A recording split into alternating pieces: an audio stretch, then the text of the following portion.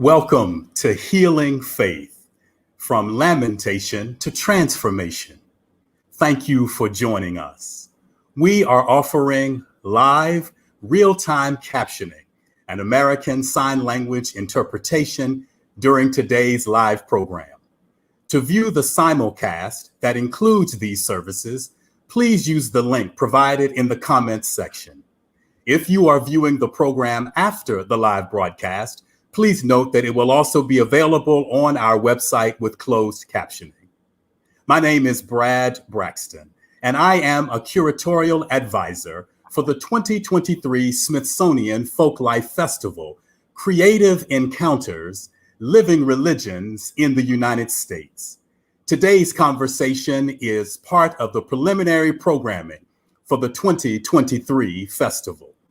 In the summer of 2023, the Smithsonian Folklife Festival will draw hundreds of thousands of people to the National Mall and millions of people through online resources as the 2023 festival examines religious diversity in the United States. If you don't know the Folklife Festival, I encourage you to check out festival.si.edu to learn about our programs and educational resources. Also, stay tuned for more details about creative encounters in the months to come.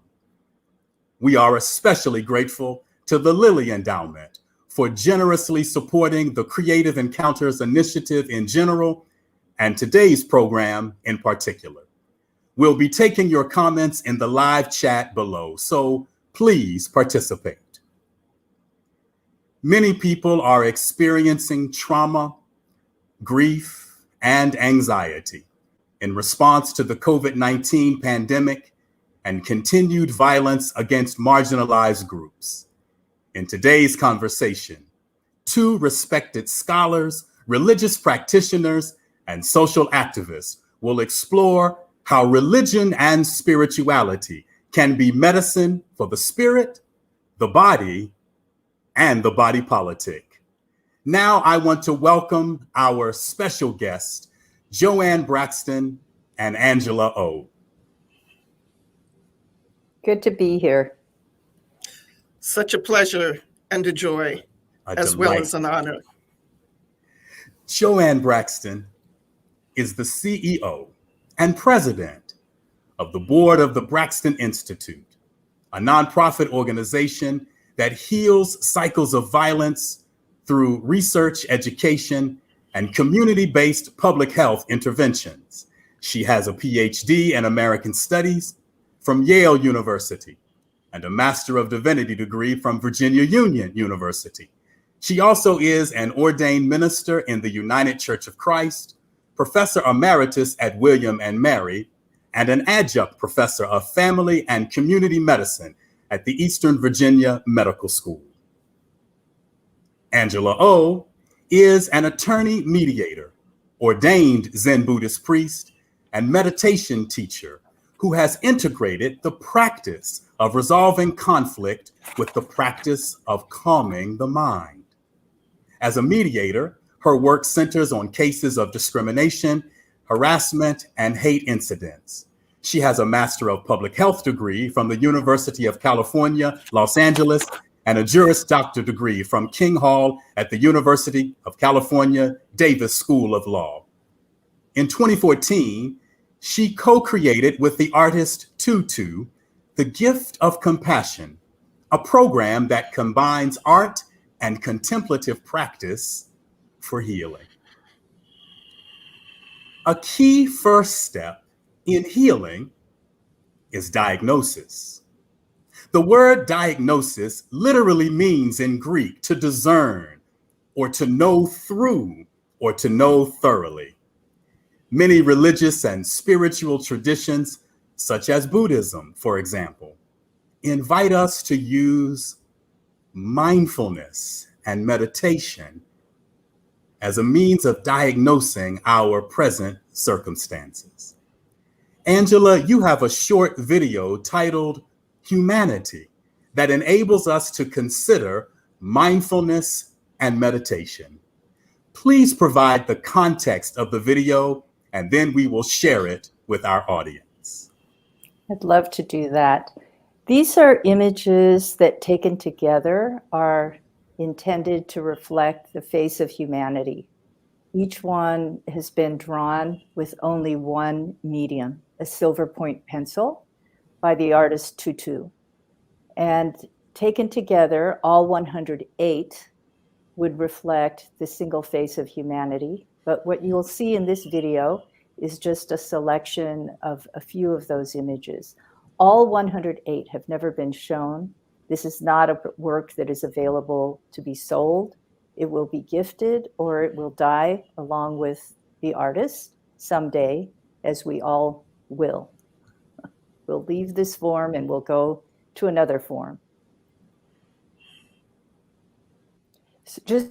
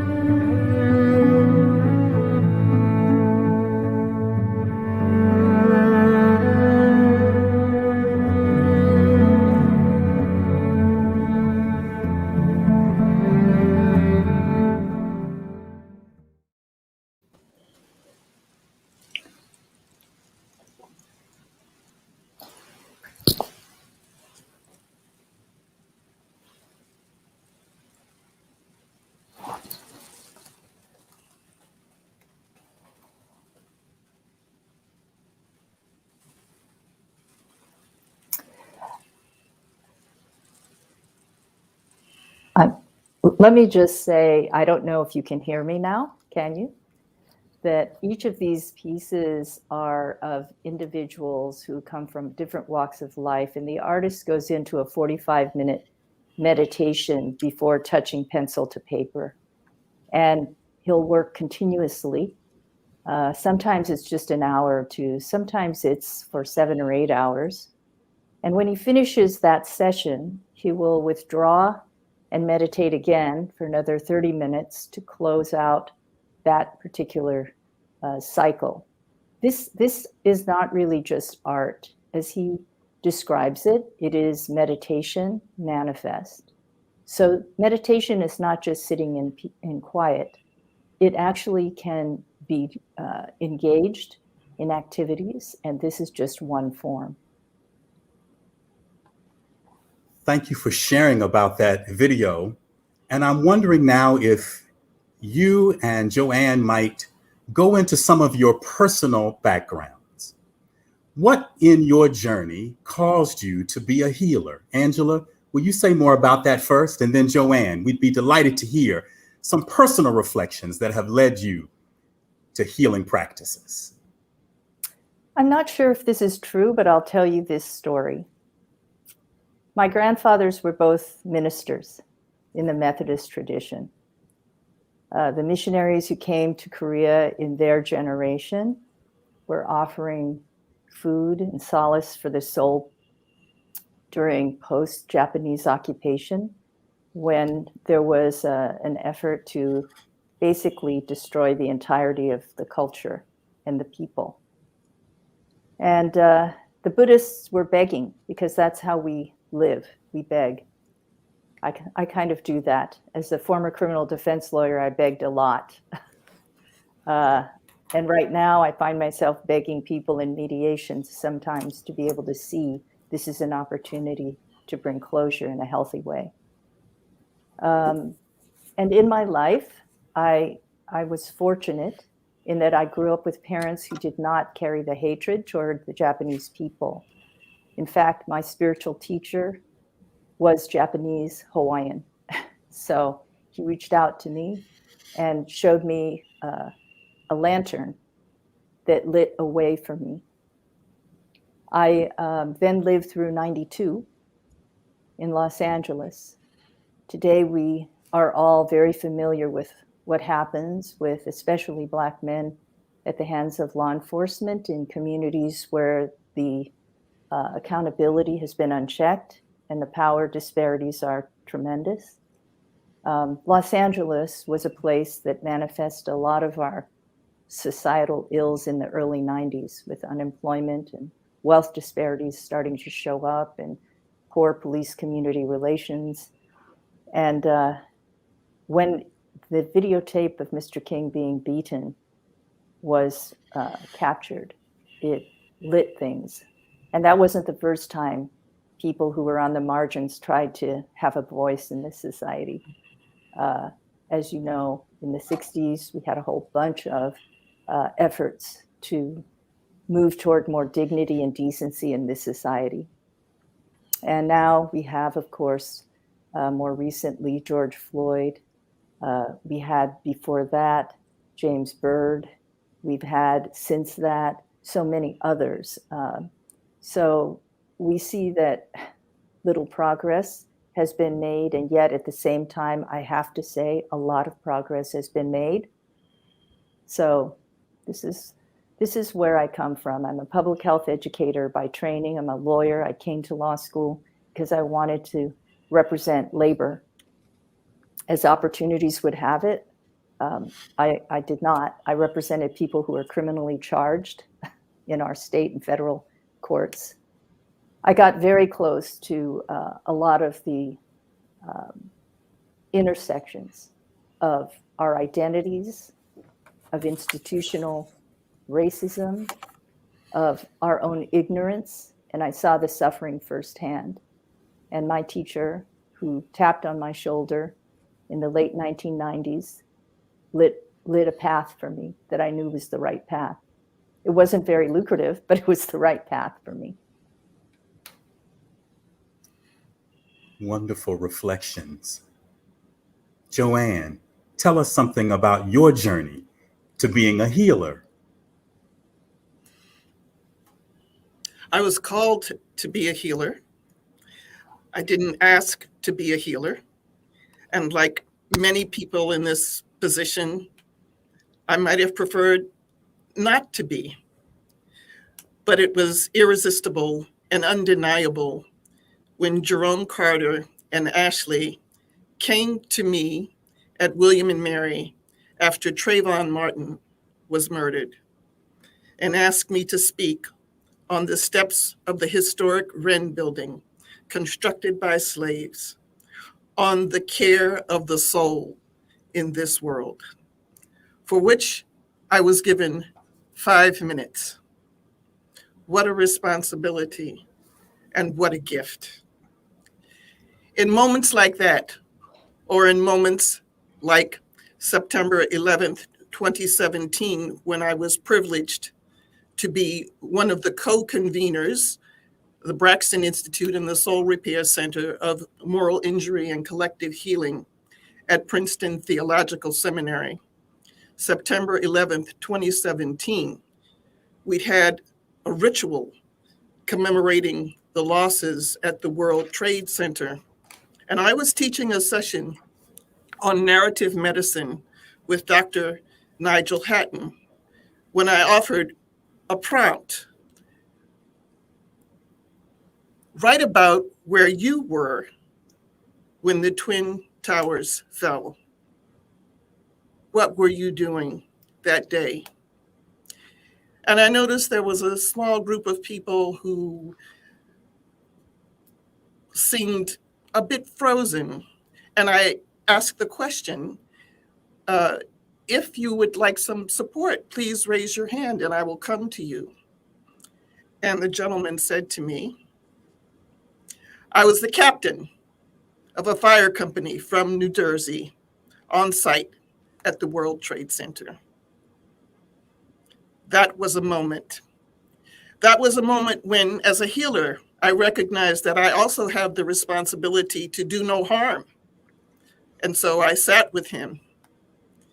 And later, when I asked individuals who would like to share to come forth, I was emboldened by this captain's courage.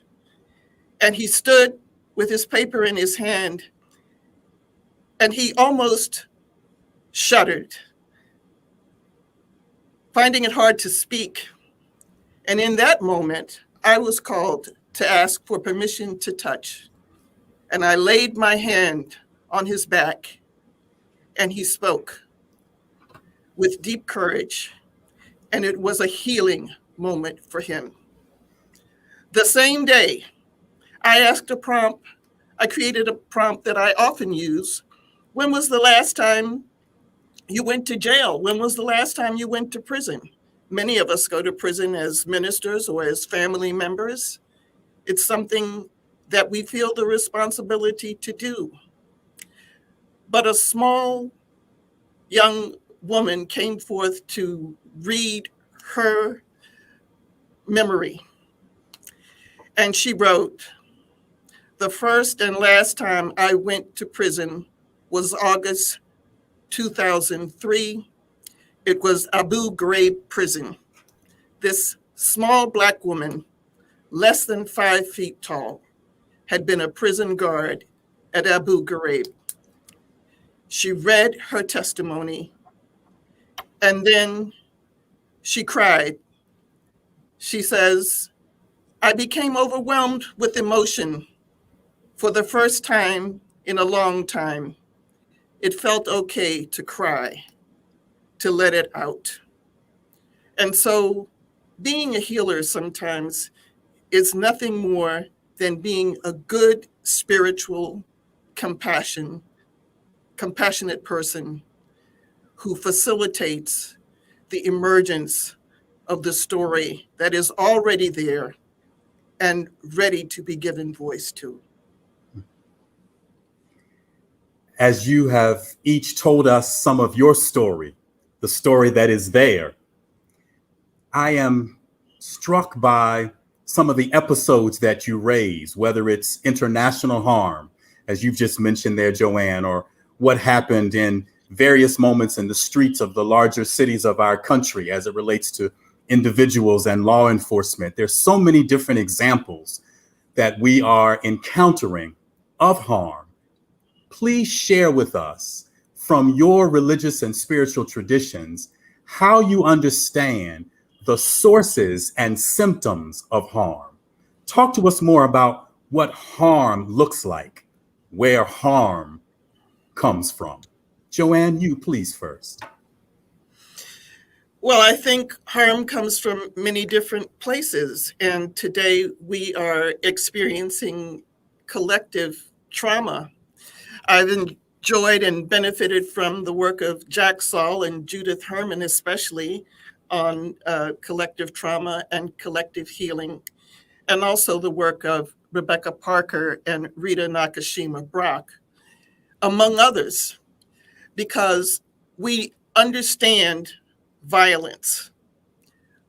We don't always understand how our failure to prevent violence harms us as a witness, witnessing violence against another person, not being able to protect someone who is in your care.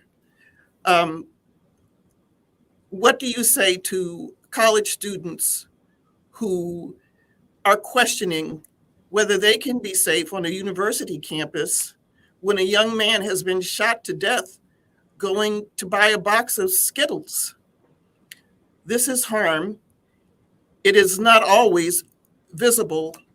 And so much of my work has been about addressing the invisible harm of moral injury or moral suffering, which is something that we all experience to a degree. Suffering is part of what comes with the human experience, but we can learn from the experiences of others how to address the harm that surrounds us, the harm that we see, the harm that we cannot prevent. And we can also quite consciously observe in ourselves the capacity to unintentionally harm others, even as we are trying to do the right thing.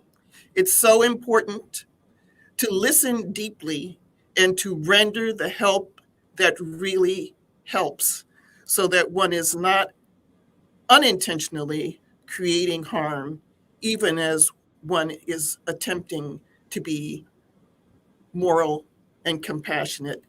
Deep listening is incredibly important to staying connected in a responsible and compassionate way. We don't always succeed, but we can hold ourselves accountable and we can do the work that is the interior work, as well as the work of healing harm in the world around us. Thank you for so carefully delineating those dimensions of healing and how delicate this work actually is. Angela, please share with us your diagnosis of the sources and symptoms of harm. Oh, so I would have to say just fundamentally that it's the complete lack of understanding oneself, and the ignorance that comes from that take forms in a myriad of ways. I would say that harm itself or injuries can be physical, they can be emotional, they can be spiritual, they can be, in today's world, political.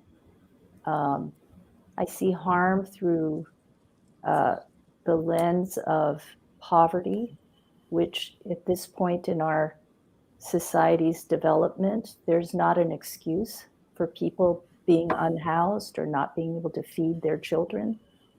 And I also see the abuse of our natural world as a harm that doesn't get as much attention, but it's mostly human beings that are exploiting the fact that there are these natural resources that are so precious, and we're not paying attention to our relationship to the natural world as much as we are also suffering and faltering in our failure to see ourselves in the other, whoever the other may be.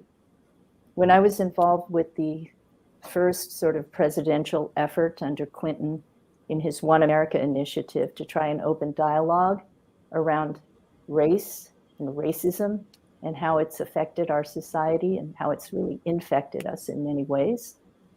It was an initiative that was highly criticized for a lot of reasons, but the fact of the matter is that human beings are still not quite evolved to the point where we can do without talking with one another, sitting with one another, listening to one another, creating spaces that are caring, generous, and really safe for people to ask questions, real questions that they have that are usually coming out of their own life experience. I ask people, there's a particular tension around Blacks and Asians. It used to be around Koreans and Blacks. Now it seems to have morphed into Blacks and Asians as a tension point in our contemporary condition. And I will ask, how many times have you had somebody at your home who's not just like you? Especially the, quote, activist elements in our community who, are obsessed with power, who are obsessed with obtaining power. And I don't have a problem with power. I think, if you use it in the right way, it could be fabulous. I haven't seen enough examples of that on a societal level. It's shameful. It's absolutely shameful that there are children, elders, people who are not able-bodied, disabled in our society, who are forced to use processes that are not really designed for them. It's shameful that the people who can least afford time out of their precious lives, and their lives are just as precious as mine, but they have to wait in queue. They have to find the language access. They have to be able to find somebody who can navigate, because we don't have the capacity to help another human being, but we have the capacity to put human beings into outer space. It's shameful, in my opinion. And, this is clearly why I have to meditate. You can see my temperature rising. I would be a really horrible human being if I didn't move into silence on a very regular basis. As our dialogue is evolving, I am so inspired by the multiple levels of your identities and the spaces where you've been, the places where you've worked. In many public conversations, there's a lot of talk about intersectional work, thinking about our professional identities, our race, gender, religion, sexual identity, all of these different identity markers. I'm curious now for you to talk from any and all of those spaces about how you understand healing. What does healing look like? What are the healing practices in your traditions? What are healing communities with which you're familiar now doing to actually bring this place of justice and restoration and peace to people and to the broader body politic?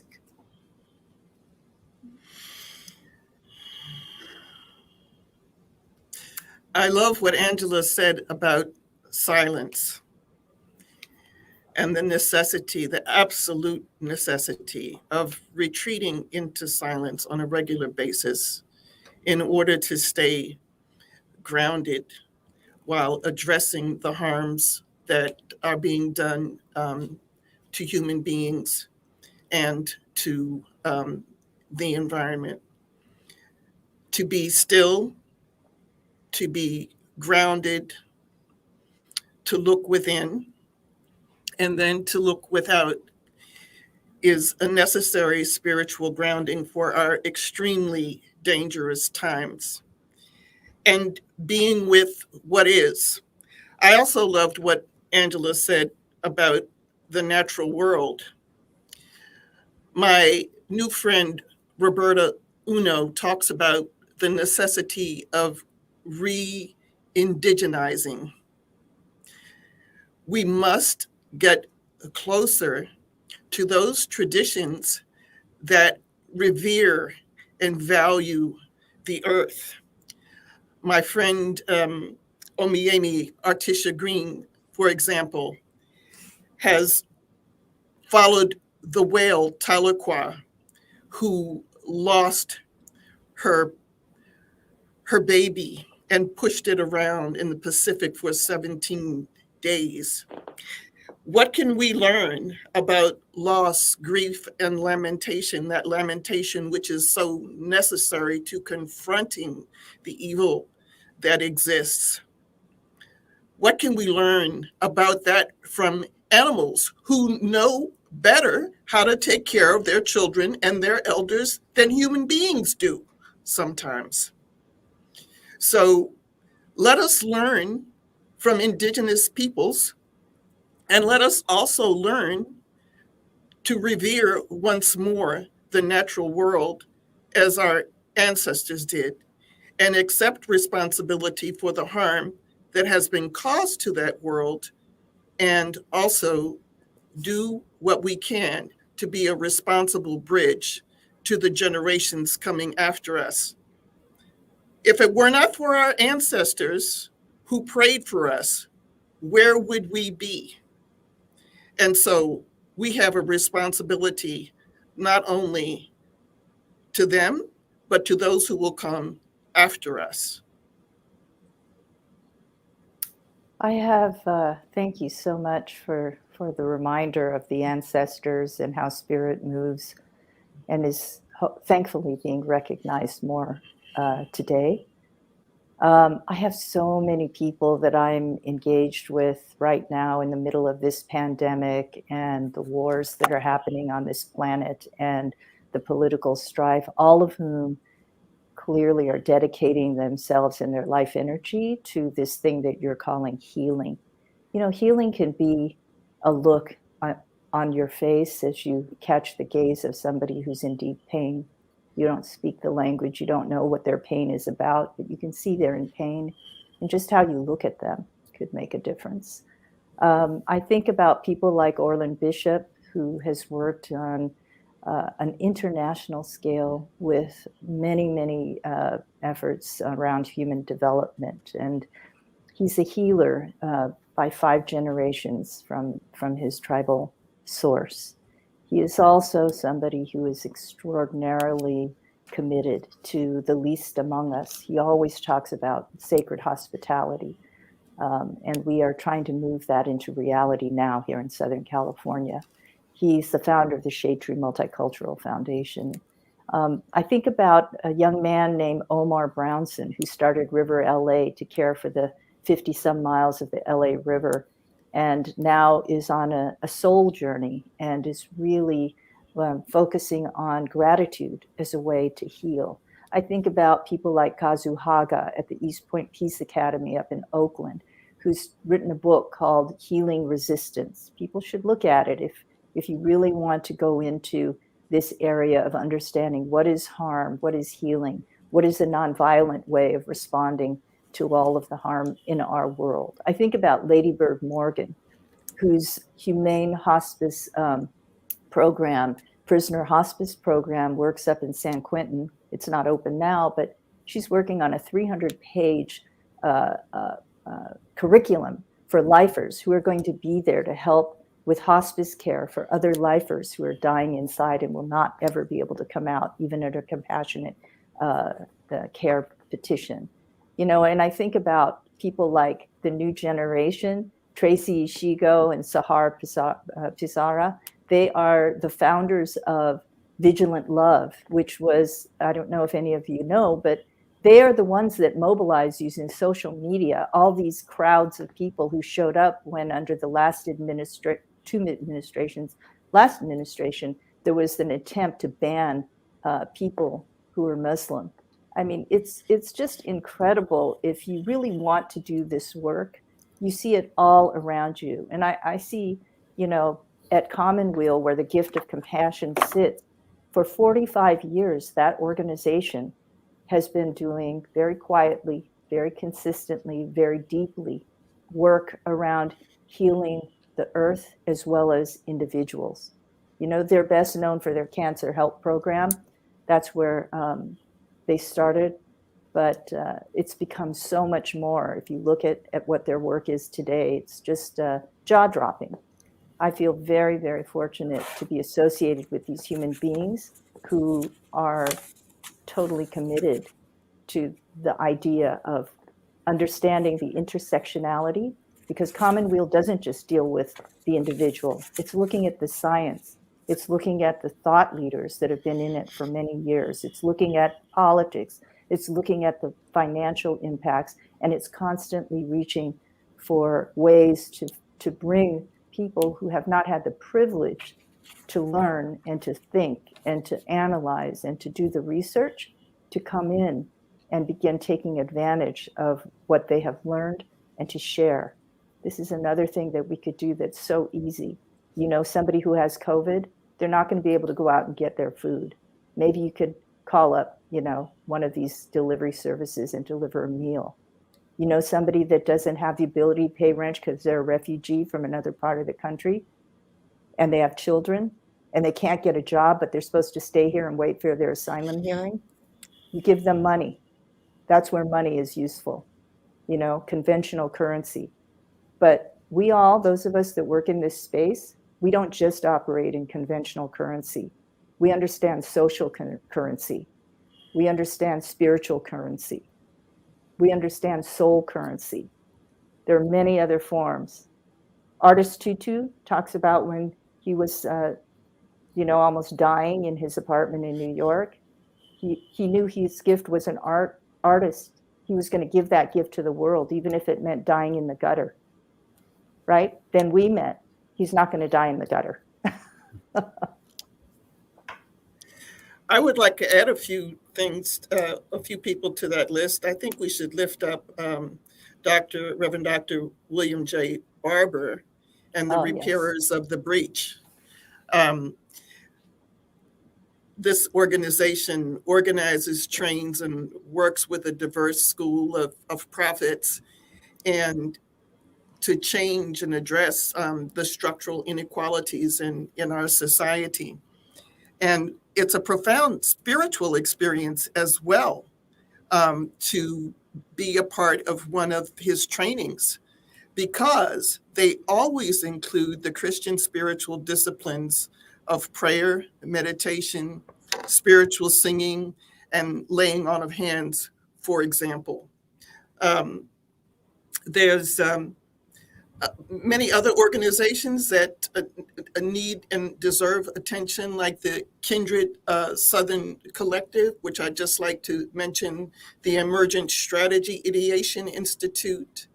And I mentioned Roberta Uno earlier, and I'd just like to say that there's going to be a kind of a takeover at the Kennedy Center in February, when We the People's Before is there, and the house is open for all to be present without any fees. So that's going to be a wonderful event.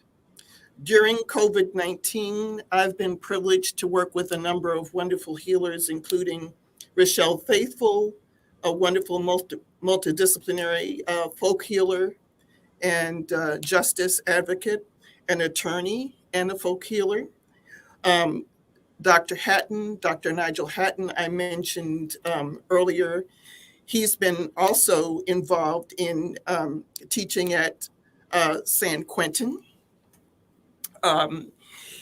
teaching at the University of California, Merced, writing about ending cycles of violence in African American communities, establishing a college curriculum within San Quentin. Dr. Rahema Katua, who is a healer of healers, an MD with a bachelor's from Harvard and training at Mount Sinai. And she's been on 3 medical school faculties. She's becoming a wonderful teacher of meditation as well.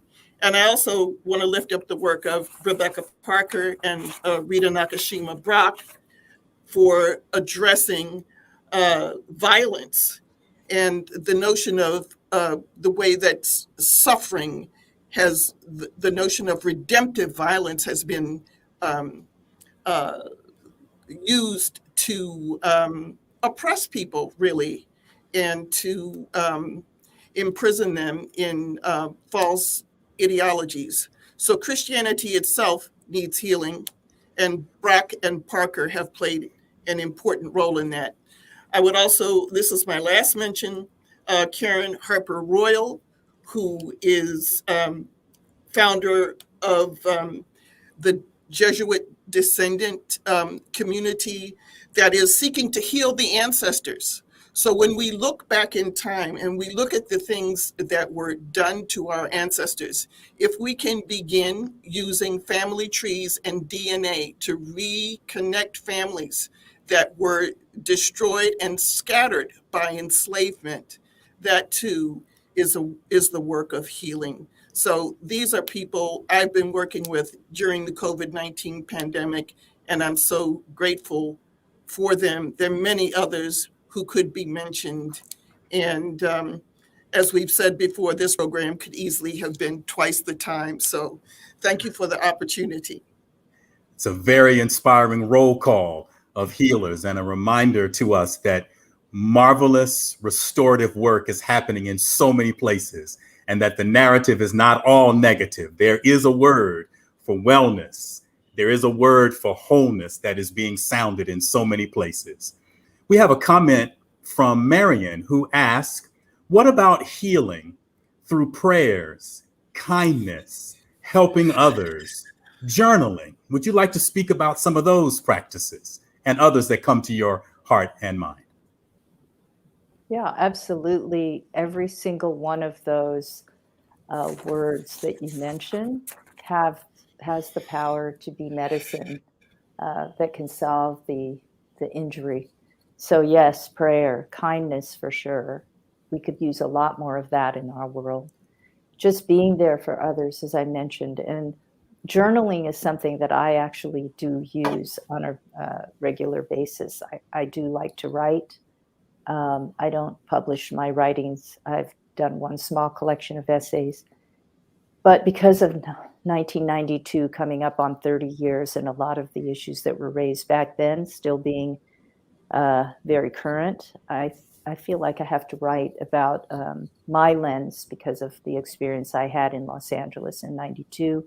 And I'm still here in Southern California in 2022. So I also use journaling for resilience and had the opportunity to work with scientists at NIH in their intramural training department to address some of the stresses and some of the moral distress that sometimes goes along with scientific research.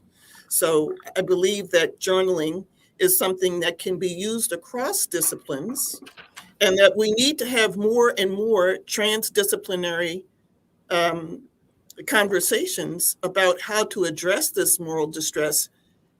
Each discipline has some knowledge that another discipline needs. But we sit in our silos in silence, and we don't always reach out. So conversations like this one are tremendously inspiring, and I'd love to have many more of them. In hearing you all say that, what comes to my mind is the need, as we strive to be healers, for more humility and more curiosity. Asking those questions of others about how they go about healing, learning from them, and also with courage, being willing to teach from our own perspectives and modalities of healing. I would like to pick up for just a moment a thread from earlier in the conversation. I was really struck by this notion of perhaps multiple connections or multiple dimensions of reality. You talk about the ancestors, or almost a sense of cosmology, things we can see, things we can't see, the exterior parts of reality, the interior parts of reality, connection with the earth. Would you like to pick up just a bit more on your understanding of your connection to various parts of reality and what it means to be in a healing conversation with multiple parts of existence? Well, just because you can't see it doesn't mean it isn't there. So I would like to start with that and ask Angela to yes. comment. Oh, I was thinking about, this notion of needs and desires in connection with how we find ourselves in places of suffering. Needs are something that manifests physically. You need something, you know what it is, you get it. Desire is sort of in the realm of you'll never get what you desire, because that's why it's a desire, right? And our title is From Lamentation to Transformation. And we spent a lot of time in this society lamenting, and everybody has their solution. What I love about being in the place where I am now at the age of 65 is I am manifesting what I used to talk about 30 years ago, and that is that I am the person who works in the interstitial space. In other words, it's by definition essential, but it's kind of formless. It's like the nervous system. The body doesn't work if that's not in order. It's like the blood system. It doesn't work if that's not healthy. It's Like you can have a healthy heart, a healthy liver, a healthy kidney in itself, perhaps, but none of it's going to function right if the interstitial structure isn't there. This is the space that we're moving into, I think, when you start talking about things like critical race theory, which is only an invitation for you to look at these intersections in connection with law. Okay. So this isn't a thing that you can introduce to a 5-year-old. It's a thing that you have to understand. It's a way to see things in a particular context, but it has a lot of applications. You know, I think Kim Crenshaw, when she first came up with this this idea, was talking about her own reality. She's a woman. She's African American. She's a professor. She has her own personal story, which I don't know all the details of, but she's not just, you know, one thing in any given moment. None of us are. We are somebody's child. We are somebody's sibling. We are somebody's partner. We are somebody's parent. We are somebody's enemy. We are somebody's friend. So just in our being, we have all of those levels. And, you know, we all know that the brain, it's not fully operational, meaning we use such a very small part of this thing that we call the brain. The mind is another thing, the spirit, an entirely other thing. And we have capacity. I know this from my practice. We have capacity to develop and build our ability to know the unknowable. And sometimes, in other words, the unknowable should be left unknowable, right? So I love this, and it reminds me of a term that Rita Nakashima Brock, another person who embodies multiple belongings, uses, and that term is interstitial integrity. And there is a space that we can reach for where we can be whole and where all of the intersectional parts of our experience can be called upon as strengths and not merely as reflections of the multiple oppressions that befall us in these different identities that we carry. In Rita's case, being Japanese American and also a Puerto Rican. Many of us have many identities, some of which we've been taught to despise.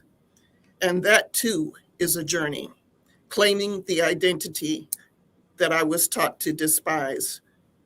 This is something Audre Lorde taught us to address. And it's something that we have to do over and over and over again. It's not a one and done thing. It's never done. Each day we awake to a new phase of the journey. Both of you are healers, and both of you have been very involved in the public life of the world. Many people try to create an perhaps unhealthy antagonism between activism and contemplation, the life of interiority. Would you say just a bit more about your understanding of the relationship between being out there and then also going within? What's that relationship been like for you? Oh, let me see. I would say that, you know, one of the things that Tutu and I do are workshops for social activists, you know, for their own self-care and to take a pause in life. And I think that for myself, I just realized that for whatever reasons, my karmic trajectory was such that I got to experience very powerful political places and felt the people and the what we would call the ki, the energy of that space. And I knew it wasn't my space. I knew I wouldn't be useful there. And I also knew that the things that were required to be effective would not be something I could do easily, if at all. So I chose to reflect, first of all. And in that reflection period is when I met my teacher.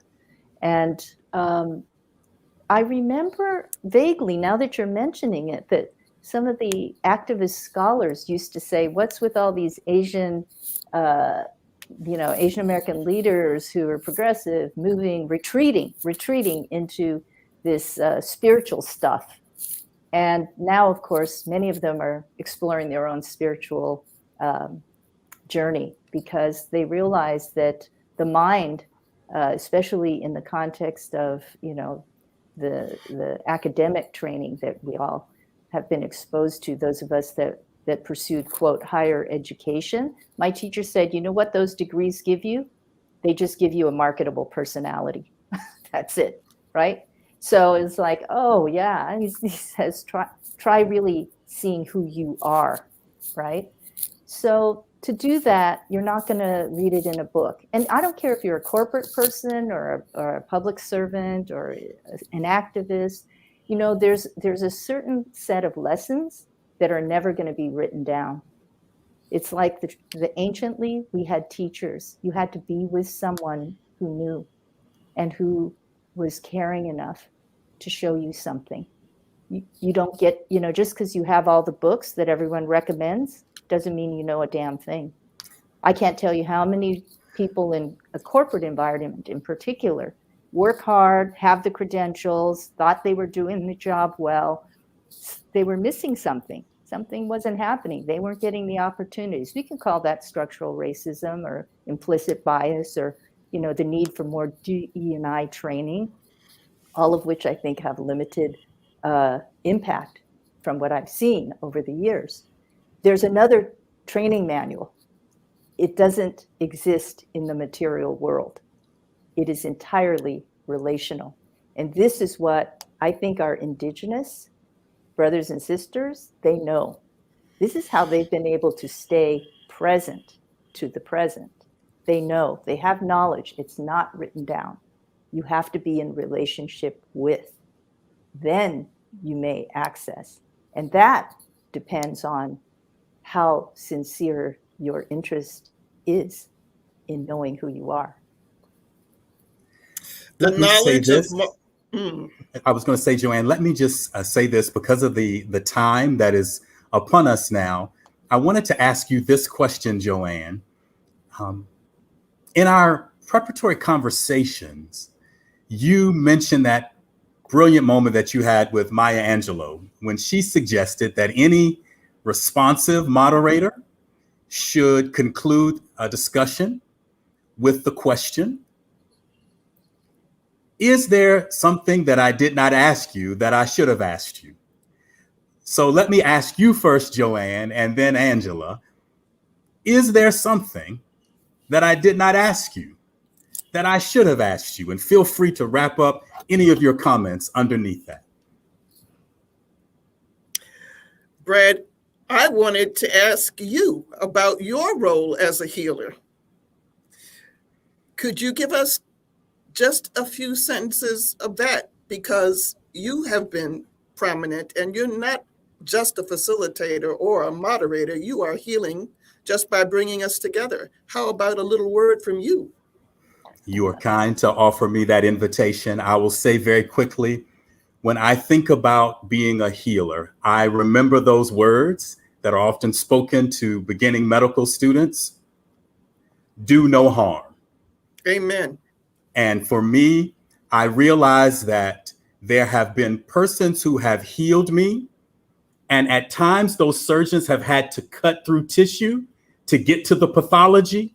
But even in making incisions, they were not harming me. And so I come at being a teacher, being a faith leader, being a provocateur, mindful that sometimes we must be incisive in order to get to pathology. But our ultimate goal, even in those moments of incisiveness, is to do no harm. So in every space I enter, my goal is to heal without doing any harm. As we have talked about, this is 4 conversations. And we hope that on other occasions, there will be opportunities that we can hear again from Joanne and Angela. A final word from each of you, and then I will take us to a close. I would just like to express my gratitude for being invited to this conversation with two people whose life work I respect so profoundly. Thank you both very much. Likewise, thank you both for creating this container, this time, this energy. And I think this is recorded, so leaving this for others that couldn't be here with us today. So thank you. It is my profound hope that on some other occasions, Spirit will bring us back together. It'll be a different time and space and configuration, but I know there is so much more for us to discuss. As we move, and may it be so, as we move now from diagnosis to prognosis and embrace healing practices and approaches and engage in relationships that transform us in positive ways, let us return again to the practice of meditation. Joanne, you have a short video titled Tree of Life Meditation that enables us to consider again mindfulness and meditation. Will you please provide the context of the video, and then we will share it with the audience. This video was created by Dr. Rahima Katua, a pediatrician and a healer of healers, chief wellness consultant to the Tree of Life Project. Ain't you got a right to the Tree of Life? The old African-American spiritual asks.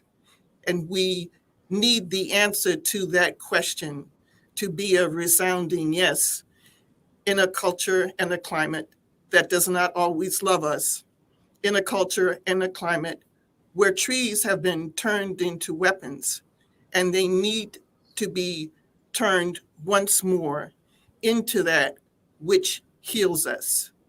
So you will see the image of the tree. You will hear the voice of Dr. Rahima Katua, who created this unique meditation for the Black Faith Matters Tree of Life Project. Thank you so much for giving us the opportunity to share it.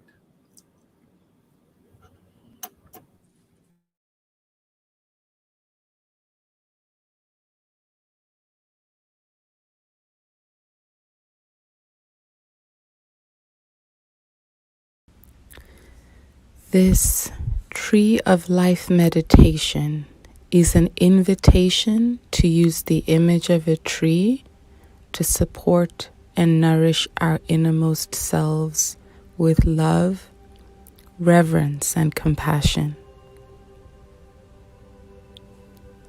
Standing or sitting, whichever you prefer, closing your eyes if you'd like, I invite you to gently place a hand over your heart or your belly, whichever feels the most nourishing for you.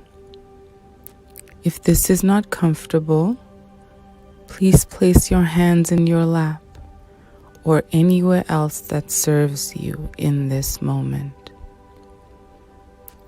Welcoming yourself here to this moment, I invite you to simply be present in this experience, allowing thoughts and feelings to arrive, visit, and pass as they will, beyond ideas of wrongdoing and right doing. Only us, here, now, together in our wholeness.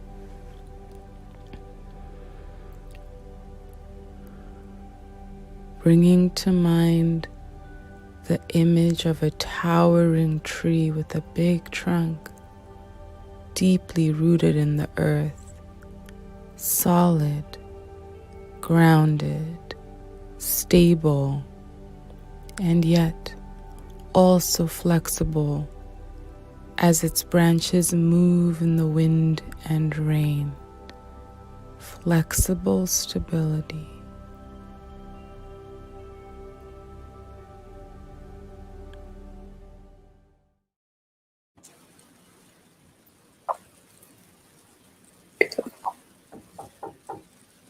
What a beautiful way to conclude this conversation. We are grateful to Joanne Braxton and Angela O for sharing their experiences and insights with us. Thanks as well to the audience for participating, all those who watched and listened and commented. Furthermore, we appreciate Smithsonian Folklife Festival staff, including Elisa Huff, Sarah Rothman, Diane Nutting, Alexander Taggart, Maya Cassidy, and Sabrina Lynn Motley for their expertise and effort in support of this program.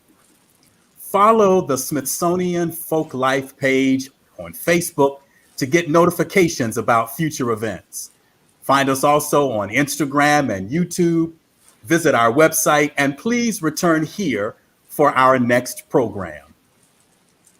I close with fitting words from Naeem Akbar, another healer. He once said, "Whatever we can do to facilitate learning on the one hand and loving on the other is important, because learning and loving are the most healing forces available to us. Go forth in a spirit of peace and positivity, and please be well."